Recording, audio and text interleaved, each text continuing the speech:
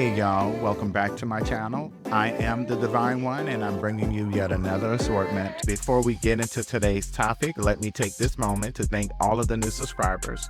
Welcome to the family, and to my day ones, my OGs, you already know what it is. I appreciate you for sticking with me as always. Before we get started, I do have to warn everybody, this particular subject matter dealing with Black Republicans may not be safe for work or church. It may not be safe, okay? But make sure you have those earbuds in. If you're trying to listen discreetly, you may want to wait until in a safe space, because I'm providing no safe spaces today for Black Republicans complaining about Donald Trump doing exactly what Donald Trump did the first time, okay? So we're going to begin. Let me make this clear. Look, I know Black Republicans hate to see me coming, okay? I know they hate to get that alert from YouTube saying, oh, Divine is in your recommendations. Oh no, I know that's what they're saying. Oh no, it's the Divine One again. Yes, it's me. And I'm here to remind you of all the foolishness you signed up for. They know what time it is. It's time for the coons and the sellouts and the bug dancers. It's time for y'all to scatter like roaches when the lights come on. Y'all caped for a party that doesn't even like you, and they tolerated you. And now you're shocked you're getting crumbs from Trump and DeSantis. Really? No. You were so loud before. I don't understand it. You're so passive now, but you were so loud before. Republicans aren't racist. That's what you said, right? They're family-oriented. It's the liberals and the gays ruining society. It's always the gays, huh? Look at you crying because your so-called leaders won't even throw you a bone. From what I'm hearing, they're not even returning your phone calls. That's embarrassing. How do you get ghosted? Let's dive in and pick apart how these Black conservatives have drifted their way into Republican extremism, making racism palatable while betraying their own community. When they said they were doing away with affirmative action hires, they meant you too. When they said they were doing away with DEI programs, they meant for you too. So why are you complaining about the lack of diversity in the second Trump administration? It's mind-boggling. There will be no hand-holding, no consoling, no coddling, no empathy, no sympathy, no mercy. It's time to pick a switch from that tree over there, son. It's about to be a spanking. But first, we'll review some videos, and there will be commentary at the end. Let's go. Let him cook now. Let him cook. I said let him cook. Trump, who did a whole lot of bootlicking and buck dancing for Donald Trump, only to be left outside of the house again. I mean, I want to go through a few of these individually, and if I'm being honest with you, I don't even know who all of them are, but I do know this. They all have one thing in common.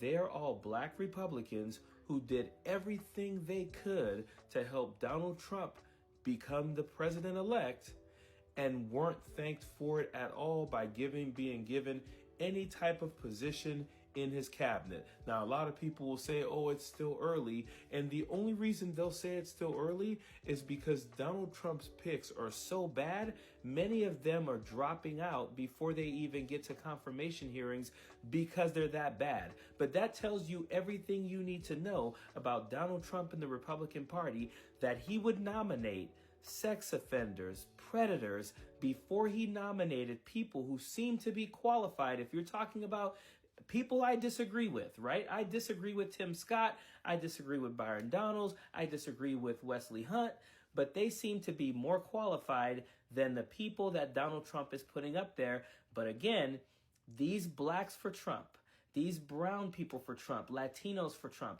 they're being left behind because the Republican Party has a quota on how many people of color they uplift to any type of position of power. So let's talk about first Byron Donalds. Remember during the confirmation hearings or when they were trying to confirm the House Speaker in the Republican Party, they went through rounds and rounds and rounds of doing it because they weren't going to go with Kevin McCarthy. And at one point, they even put Byron Donalds up as a token. They pretended that they were actually going to use him, but they never were. So that was one of the things they did with him. But of course he's not putting any black people on his cabinet, except for housing and urban development, which is what HUD means, because he hears the word urban and he thinks it means black. He did the exact same thing in his last administration. And the reason is, as a person of color, Republicans will never think you are qualified for anything, because if you are anything besides a straight white Christian man, you are considered a DEI hire, meaning you aren't qualified, but you are getting a job because of some woke DEI quota bullshit. They will never see you as one of them. You can lick their boots until your jaw is numb and you can see your face on their shoes. They will never say, come sit beside me. They will say, thanks for the shiny shoes, now stay where the fuck you are. And we told you and told you. So you mean to tell me all of these black Republicans campaigned for Trump so hard and he didn't get y'all a seat at the table? This is even worse, as Donald Trump even went out of his way to created a whole position for Vivek and Elon Musk and couldn't even do the same for y'all. Like, y'all got nothing. I mean, this does make sense because like Trump said, I don't care about you, I just want your vote. I don't care. Wherever you find a black conservative speaking out, you will likely find a comment under that video or post that reads Uncle Tom. Now, this is one of the most ironic and strangest kind of phenomenons that I've recognized throughout the last 8 to 10 years, right? Ever since I came out of the conservative closet, I have received the title Uncle Tom. Now, for anybody who doesn't know the story of Uncle Tom, which I'm assuming is the same people who leave this type of comment, you must not know that this is a story of a man who was born into slavery, who ran 600 miles into his and his family's own freedom and spent the rest of his life in the pursuit of the abolition of slavery. So when you're calling a black conservative a Uncle Tom, you think you're calling him this, right? A minstrel show, which is what the Democrats did, as opposed to this, an abolitionist, which is what the Republican Party was formed on the basis of. Uncle Tom, or the real man who is Josiah Henson, spent his entire life fighting on the behalf of those who were enslaved. He fought against the Democratic plantation. That's Uncle Tom. So to all my folks out there who may be called an Uncle Tom at some point, or may be called an Uncle Tom sometime in the future, tell that person thank you, because this is the highest honor. Thank you. Thank you. Thank you. Why is Black MAGA so sad? I mean, they fought very hard to get him elected. Yet, Black MAGA says that not everything has turned out the way that they wanted it. Now, reports are saying that Black Republicans feel left out because Trump hasn't really appointed them the way that they thought that he would. Now, as much as Donald Trump talked about black jobs during the election, it seems as if the black jobs have somehow dried up. Now, in all fairness, Donald Trump did give one black job. He appointed Scott Turner as the head pick for Housing Secretary. This job sounds familiar. That's right, Ben Carson was Secretary of Housing and Urban Development. I guess that seems to be a black job. I'm just curious, Donald, what are you going to do for all the other ones that were stomping for you? I'm sure they would love to work in the White House. I mean, Donald, there were so many that were stomping for you. I don't know, maybe Trump has something up his sleeve that he might surprise us with at a much later time. I mean, it's not like they weren't asking to be a part of Donald Trump's world. Carson early on in November was asking for maybe an HHS position. Even though he is a neurosurgeon, I don't know, but I'm very curious as to what you think. Don't forget to like, comment, and share.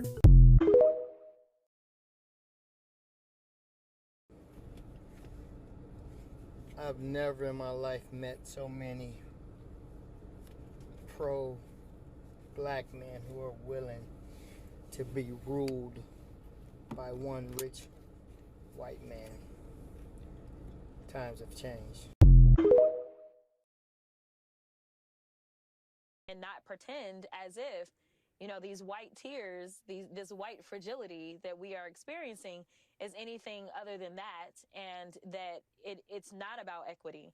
It's about making sure that we can have the likes of the people that have been elevated into Trump's administration who we know are not qualified, while skipping over qualified black men that, yes, I may disagree with, but I think we can all say that Byron Donalds as well as Senator Tim Scott are more qualified than almost every single person that has been put into this cabinet. But they are also diverse. They are also black. And so they have been skipped over. And that is the type of life that they want us to have in this country, is one in which even if you're mediocre, even if you are unqualified, but you are white, that will be enough. So you mean to tell me all of these black Republicans campaigned for Trump so hard, and he needed to get y'all a seat at the table? This is even worse, as Donald Trump even went out of his way to created a whole position for Vivek and Elon Musk, and couldn't even do the same for y'all. Like, y'all got nothing. I mean, this does make sense because, like Trump said, I don't care about you. I just want your vote. I don't care.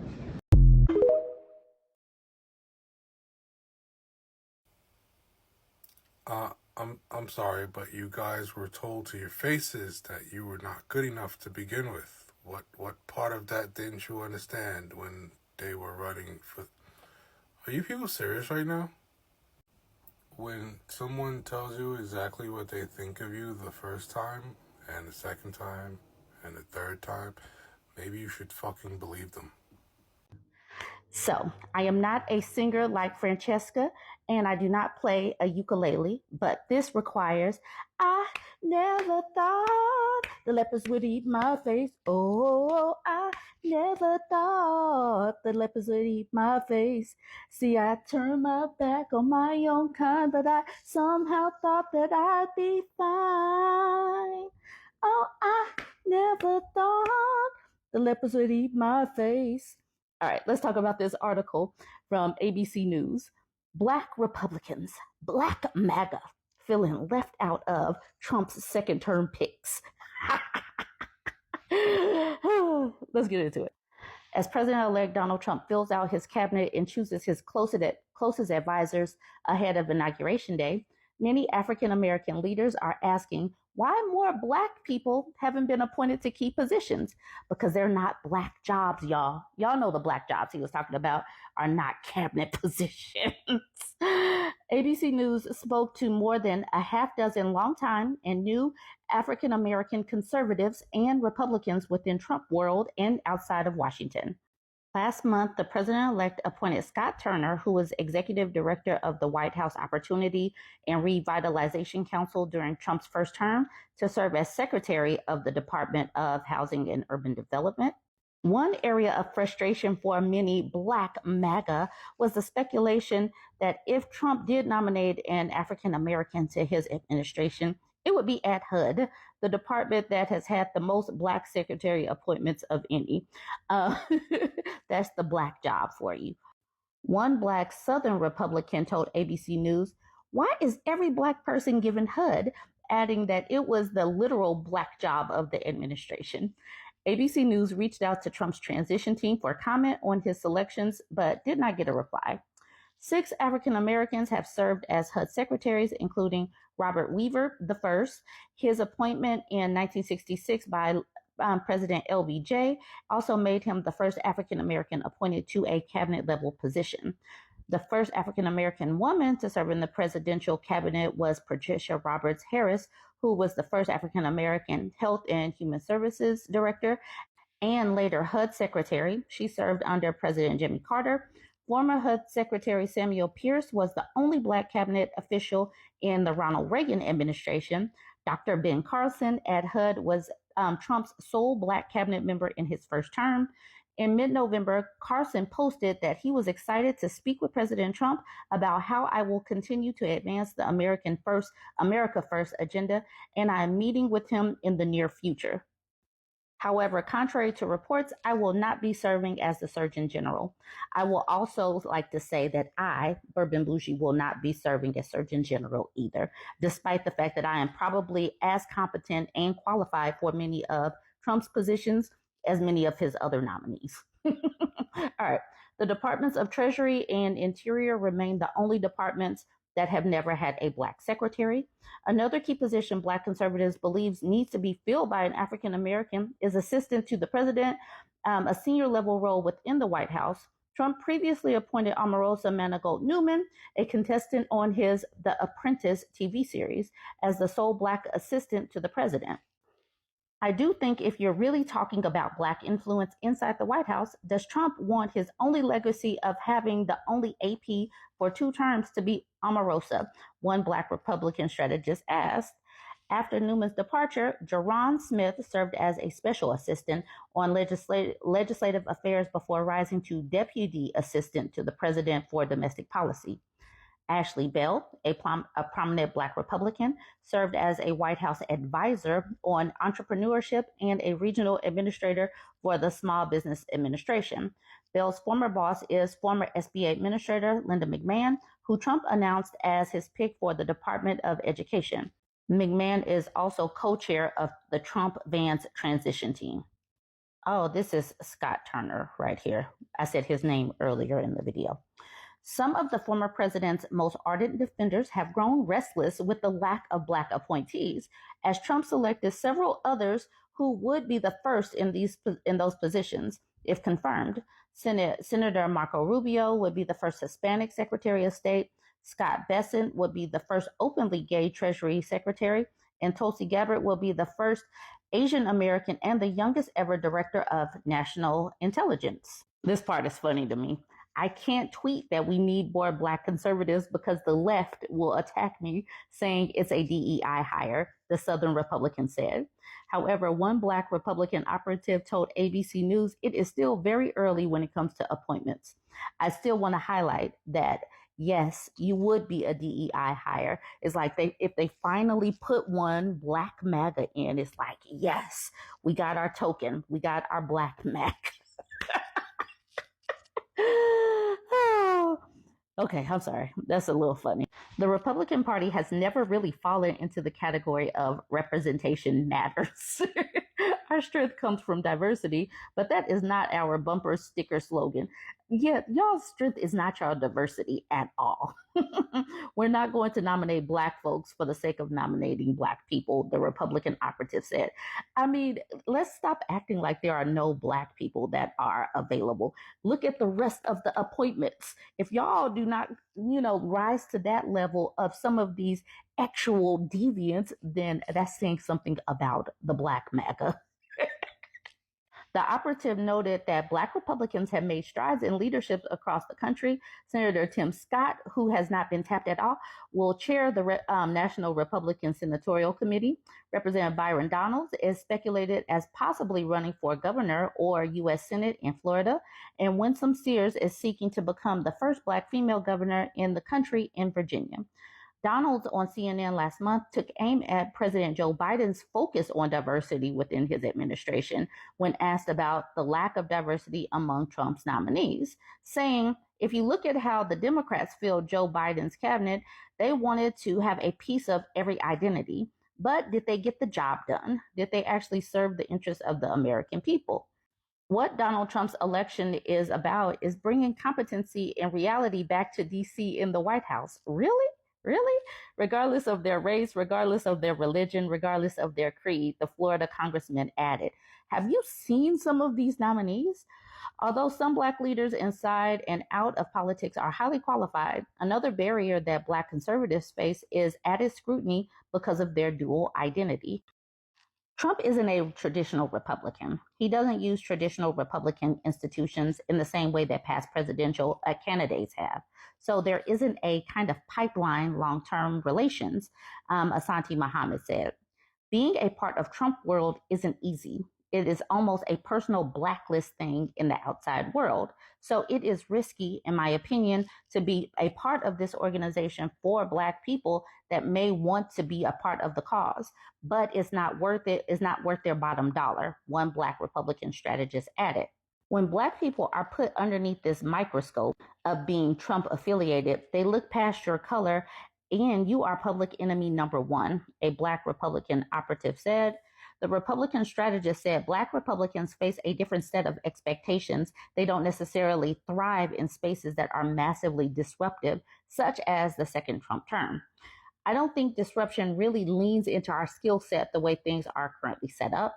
We have to play things a bit differently. There's no Black Republican version of Matt Gaetz. They don't last. That's because the male sapiens can get away with a lot more than Black people, and we know that in real life. That's the reason why it's laughable to act like there are no Black candidates or Black MAGA that are qualified, because the male sapien version of MAGA, they can be sexual deviants, they can have cases, they can be felons and still be a part of Trump world.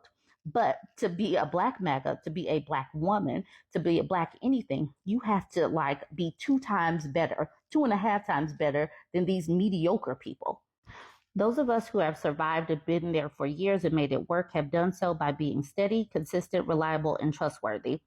The majority of Black Republicans who spoke to ABC News acknowledged that while the optics of Trump being surrounded by mostly white people aren't ideal, they believe if Trump delivers on a better economy, securing the border, Second Step Act, and judicial reform, it could be transformative for the Black community. But they do want the former president to hire more Black conservatives. So, DEI.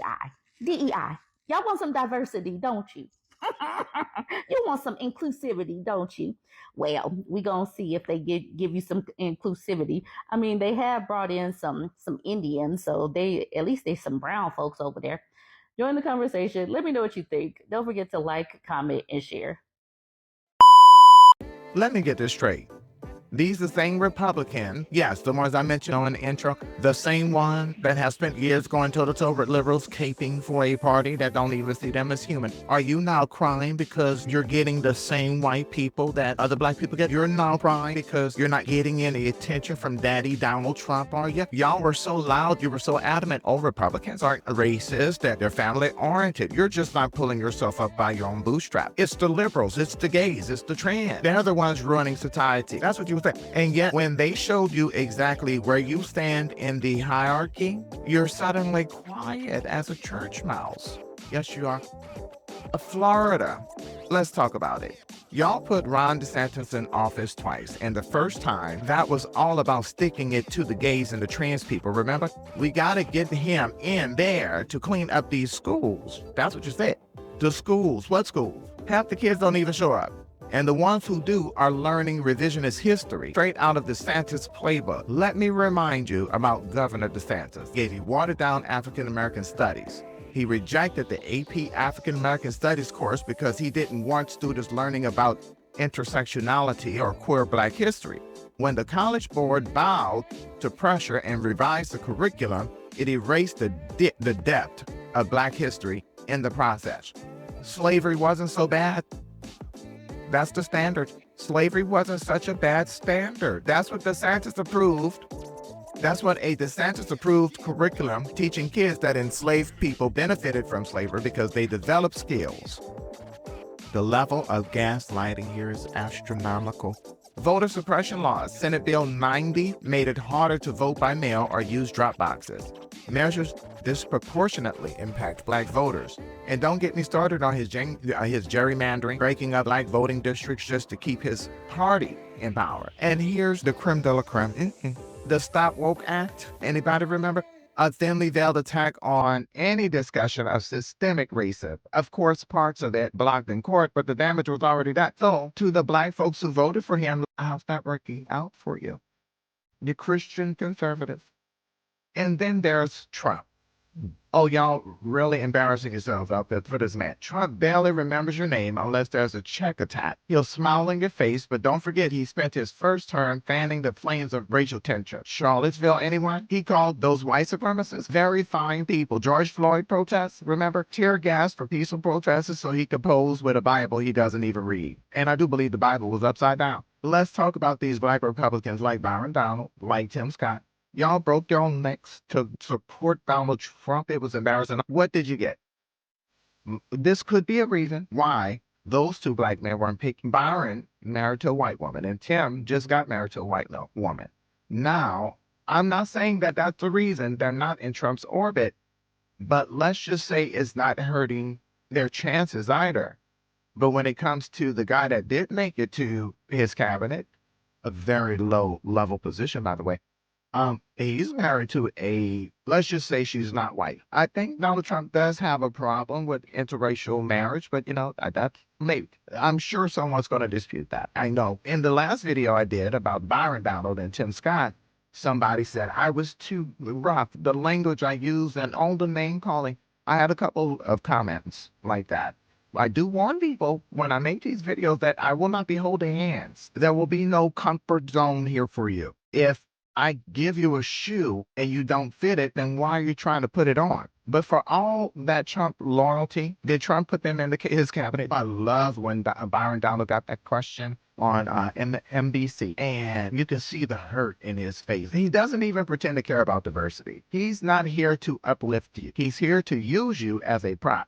And yet, y'all keep begging for his attention like you're in a toxic relationship. And let's talk about the broader issue here. This constant chasing of white is not just black folks, Latin folks too, same thing, Asians, same thing, Arabs, same thing. Even the feminists out here are begging for a seat at the table instead of flipping it over. At some point, I don't care if it's political, intimate, or professional, if you ever want to get back at a man, go after the money. That's how you get their attention. Not by begging for crumbs from Trump or DeSantis, but by pulling your dollars out of their system. Stop supporting billionaires who stay silent while the world burns. Okay? Black people, stop funding these businesses that don't respect you.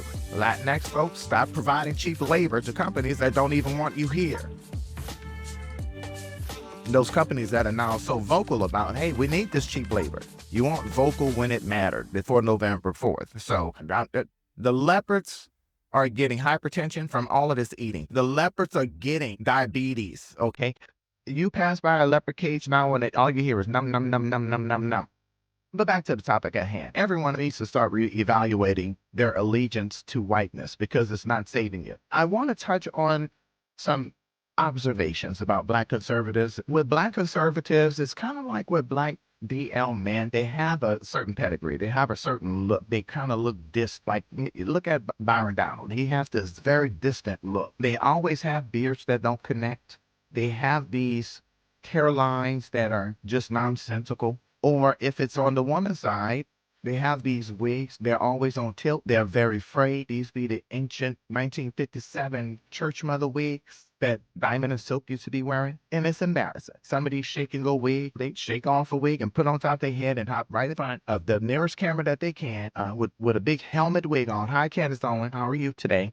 With the only expressed interest in making sure that white people know that they are in agreement with white people that black people are the problem and they need to pull themselves up by their own bootstraps. Their only objectives are to ensure that nothing changes. White people have a scapegoat on every issue. Even during this election, you saw it firsthand. You saw white people saying, it's to immigrants. But on certain issues, it's the black people. And black people are just as racist. But that's neither here nor there. Let's get back to these black conservatives, these black Republicans, these black Trump supporters. Black conservatives, particularly those with platform politics, media, and academia, have carved out unique positions within the Republican Party by aligning with and amplifying policies that often cater to Republican extremism. While they often present themselves as the rational voice opposing liberalism in the black community, their roles frequently involve pandering to narratives that absolve systemic racism and shift blame to the very communities they claim to represent. At this point, let's dive deeper into how those figures operate. We're going to begin with Clarence Thomas, the architect of judicial conservatism. His position is an Associate Chief Justice of the U.S. Supreme Court. He was appointed in 1991. Thomas is an ardent advocate. Imagine that, a black man co-signing that we should be going to the original intent of the Constitution, even though that Constitution values a black man at 3/5 of a man. However, his decisions have disproportionately harmed the black community while bolstering white conservative interests. Here is an example. He struck down voting rights protection in Shelby County versus Holder in 2013, undermining safeguards for minority voters. His financial entanglements with conservative billionaire donors highlights his alignment with Republican extremism while maintaining the facade of color blindness.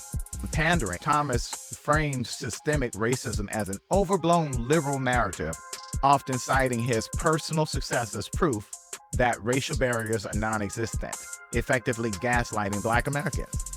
And if you notice with the Republicans that don't want to be named, in a lot of these articles that have come out, the ones that are saying that, oh, well, Trump's leaving us out, he's left us out. Notice they're not calling it racism. They're not saying it's racism. That's more gaslighting. But let's continue. I have quite a few individuals I'm going to be putting on blast today. Let's go to Condoleezza Rice. Her position, former U.S. Secretary of State from 2005 to 2009 during the Bush administration. Rice's tenure in the Bush administration, including her support for the Iraq War, framed U.S. policy as morally superior while ignoring its disproportionate domestic impacts on Blacks and marginalized communities, Muslims. How does Rice pander? She often deflects discussions about systemic racism, focusing instead on individual perseverance. There it is. Got to pull yourself up on them old raggedy bootstraps, huh? Her see no evil approach appeals to conservatives seeking to dismiss structural inequality. She's an agent. Look what happened with George Floyd. I'll never forget, she was out buying shoes and that Black woman accosted her and basically said, why aren't you doing something? She's doing what she's supposed to be doing, ignoring. And that's what she's always done. That's what a lot of these conservatives have done with those types of situations. Colin Powell. He has a complex legacy. He had a lot of firsts throughout his illustrious career, but trying to be one of the good old boys, the Iraq War damaged his credibility. But let's start from his highest position was the U.S. Secretary of State from 2001 to 2005. Of course, he was the first Black Secretary of State, the first Black National Security Advisor. This is where the complex legacy, you just can't fit him in the same box that you can fit all the rest that I've mentioned before, and certainly none of which I'm about to mention afterward. But his endorsement of Barack Obama and critiques of Trump later in life made him an anomaly of Black conservatives. However, part of his impact is his early Republican alignment in the U.S. in the support of the Iraq War and tough on crime policies that harm Black communities. He attempted to distance himself from extremism, but his military and political decisions supported structures that disproportionately disenfranchise minorities. Now here's another one, Alan Keyes. He was a Republican presidential candidate, but that candidacy went nowhere. Back in 1996 and 2000 was his purpose basically to take Black votes away from Democratic nominees? Yes. Third-party options are designed to shift votes away from various groups. Where his impact, Keyes, is a staunch advocate for conservative social policies, often focusing on abortion and marriage. So gay rights and women's rights. His fiery rhetoric against liberalism frequently alienates him from mainstream Black community. How? No. Doesn't even come close. How he has pandered, Keyes reinforces Republican extremism by moralizing poverty and vilifying government assistance, painting them as a root of Black struggle. Now, Tim Scott, the token of diversity. His position, he's the current U.S. Senator from South Carolina from 2013 to present. Tim Scott got his back in 2012. Senator Jim DeMint resigned to lead the Heritage Foundation. Take note of that name. He is one of the main architects of Project. But who appointed Tim? That was Governor Nikki Haley. I don't know how to pronounce her Indian name, but I hope she knows that she voted for deportation.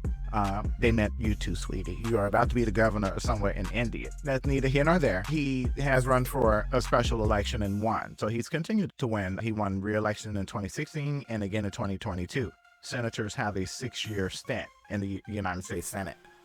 So he's only had 2 elections that he actually ran and a special election. You're going to see him do exactly what he does because the market in North Carolina, the white people, they want to see that.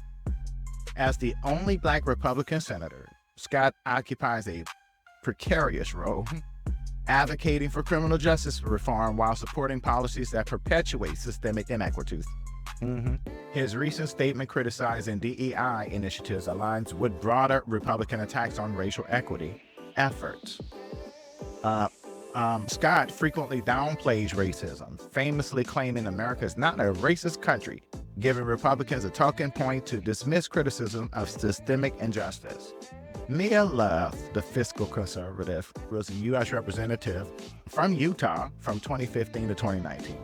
Her impact was her focus on limited government and fiscal conservatism, often at the expense of addressing racial disparities. Her critiques of identity politics catered to white conservative audiences. She always framed herself as post-racial, capitalizing on Republican desires to absolve themselves of racial bias. We have to talk about Candace Owens, the professional provocateur. For Candace Owens, we're going to do something different because I want to talk about her background. Candace Owens attended the University of Rhode Island, where she pursued an undergraduate degree in journalism. She left the university after her junior year due to issues with her student loan. Following her departure from the university, Owens interned at Vogue magazine in New York City. Are you kidding me? She interned at the Gay Haven. She interned at the liberal bastion of fashion and critique. Not Miss Ma'ams, not Miss No. Candace was poor. It's poor. And this is the only way that she can make her money. Oh yeah, she is a YouTuber, isn't she? Yeah, she is a YouTuber. Or I think she might have been monetized. Look, give it 2 years, she's gonna be working at somebody's Burger King. But let's talk about her position. Her position is only conservative commentator. I know there was some rumblings about trying to get her a part of the Trump administration as the White House press secretary, but that fell through. He got the most innate, milquetoast, blonde, chubby, unqualified, and unskilled white woman that he could find. He's not having black people as part of his administration. He only has one. And he has a nomination for the FBI director, which I think that guy is Indian or Pakistani. His skin is black, but we're not black. So I think he is a Pakistani. Owens' impact. Owens spearheaded the Brexit movement, encouraging black Americans to leave the Democratic Party. But her rhetoric often trivializes police brutality and systemic racism. She wants you to leave the Democratic Party, in which black people have more pull and leverage than they will ever have in the Republican Party. Tim Scott and Byron Donald only get pats on the back when they're disparaging blackness. Other than that, you're throwing us back in the back and entertain us. Okay, come on and tap dance for us. But as far as pandering, Owens thrives on inflammatory statements that blame black communities for their own struggles, making her a darling of far-right media. Okay, now let's talk about Herman Cain, the corporate mask. Okay, now Herman Cain, of course, is no longer here, and I know people don't agree with speaking ill of the dead. I will, okay? To Herman Cain is probably somewhere burning in a pizza oven in hell right now. He is somewhere, maybe he's still on a slow fall to hell, because our dumbass wants to go in the height of COVID during that re-election back in 2020, attending super spreader events, and guess what he died of? COVID. Took him right on out of here. I was praising the Lord, child. I was like, about time. About time.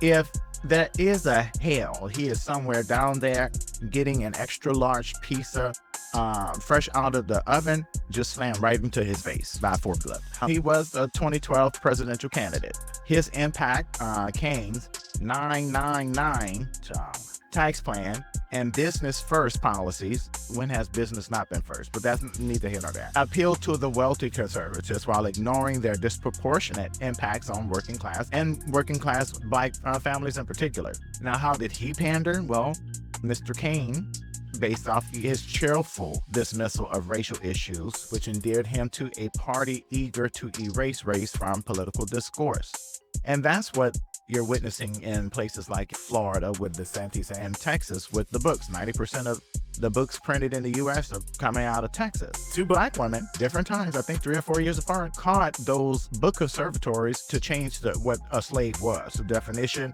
as well as changing the phrasing of slaves to forced relocated worker. I think that was one of them. But they're trying to make you forget about history. They're trying to make you forget about slavery in particular with black people. Why? Because after all of these immigrants leave, we got to try to find a way to get these Negroes back in the field. So now let's talk about Michael Steele, the critic turned reformer. So that's yet another one that has reformed. He was a former RNC chairman. He was the former lieutenant governor of Maryland. Impact includes leadership of the RNC, which highlighted Republican outreach to minority voters. But his later critiques of Trump-era extremism revealed the party's shallow commitment to inclusivity. They don't want to be inclusive. They want to be whites only, as the Cubans and the rest of the Hispanics are finding out, as the Arab community is finding out, and the Asian communities have found out. Yes, we'll use you to get rid of affirmative action, but guess whose numbers are? How did Michael still pander early in his career while avoiding directly addressing racial disparity? Focusing instead on individual achievement. Yet, pull yourself up by your own bootstraps. That was their go-to. 80s, 90s, early 2000s. That's what he was doing. Now, the only network that will hire him is MSNBC, so he has to try to appear middle of the road. He's been cast out of the Republican Party because he said, basically, I'm not liking all of the racism. And Donald Trump said, I think the racism is fine because those are some nice young men in North Carolina that ran over that young lady. Let's summarize. How do they normalize racism? Opposing DEI initiatives, figures like Scott and Thomas and Byron Donald have joined the Republican Party war on diversity, equity, and inclusion program, framing them as reverse racism. This is a narrative that empowers extremists to dismantle policies that address systemic inequities. So that's why you have Walmart. That's why you previously had Lowe's. If everything's supposed to be fair and based off your credentials, education, and experience, then why are they so threatened by programs that are saying, hey, we're going to put this program in place to make sure that our boardrooms aren't lily white, to make sure that we do have some women in there, to ensure that we have Black people and other minority groups. Yeah, I did just separate that because we're going to be separating. We're no longer people of color, okay? This election has taught us no, okay? So we've learned the hard way. I think I even saw Al Sharpton differentiating between Black people and people of color, finally. I'm glad to see the good reverends on board with that. How else do they normalize racism? Undermining civil rights protection, whether through judicial rulings, legislative support, and many Black conservatives align with policies that restrict voting access, weaken affirmative action, and defund social programs that disproportionately aid minorities. The reason why they aid minorities is because they're most likely being discriminated against in the workforce, as what the Black conservatives are basically inferring that Donald Trump is not choosing them because they're Black. Oh, what is that called again? Pull yourself up by your own bootstraps and stop complaining. Gaslighting Black communities by claiming systemic racism is a Democratic lie. These figures shield the Republican Party from accountability while silencing legitimate grievances from Black Americans. So even our favorite go-tos, like your non-Blacks, like Bill Maher, when his dumb ass sit up there and say, oh, you guys need to stop talking about the social issues. Stop up. The Black people need to be silent. That way we can nominate more middle-of-the-road, do-nothing Democrats that run from these issues. The white ones run from them just as much as these Black conservatives. Tokenizing diversity. Their very presence in the Republican ranks is weaponized to deflect accusations of racism, making white conservatives feel absolved while perpetuating harmful policy. These are the types of Black people that the racist whites are quick to pull out and say, I have Black friends, I can't be racist. This is who they're talking about. So in conclusion, Black conservatives like Thomas, like Tim Scott, like Candace Owens, provide a veneer of inclusivity to a party increasingly driven by extremism. By aligning with anti-DEI stances and gaslighting the Black communities, serve as enablers of policies that harm the very demographics they claim to represent.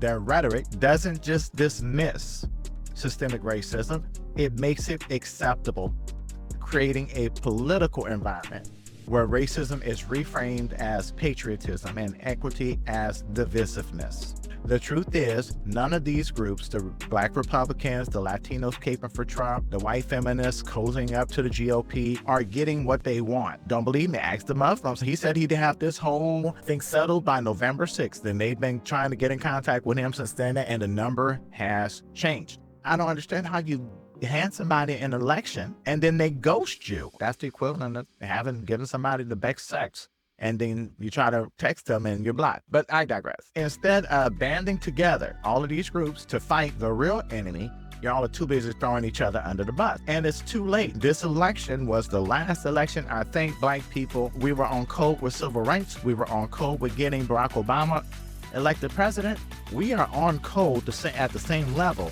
of ensuring that we are not going to be putting ourselves out there for these other groups. If you are one of our white quote-unquote allies, then you already know what's up. You already understand the assignment. If you were ever an ally, it's not for you to be marching with us. You need to be over here trying to convert more people on your side. The Latino border voting. Next election, y'all might be voting in the Mexican presidential election. But that's neither here nor there. As it relates to the black conservatives, the black Republicans, the black Trumpers, we see you. The rest of us see you. We see you mammying, we see you bed-bucking and begging for white validation. When you come crawling back to the black community, you abandon. Don't expect open arms. We're too busy building a future that doesn't include your foolishness. Wake up. We need to start withdrawing our money and reclaiming our power. We did this during the Montgomery bus boycott, brought a racist institution in Montgomery down to its knees to the point they almost had to file bankruptcy, the whole city. We need to stop chasing the approval of people who will never see us as human, let alone equal. We need to make it abundantly clear that we are not our ancestors. Our humanity is not up for debate, not up for negotiation. And to the black conservatives, the black Trumpers, when you're doing all that buck dancing, that shucking and jiving for the pleasure of white nationalism, and only to be told there are no DEI positions for you. Right now, the only reason why you're mad is because both you and the white conservatives both robbed the bank. You just don't like it cut. Well, it looks like our time is up. I thank you for making the time to go through it to the end with me. Like, share, and subscribe, please, and thank you.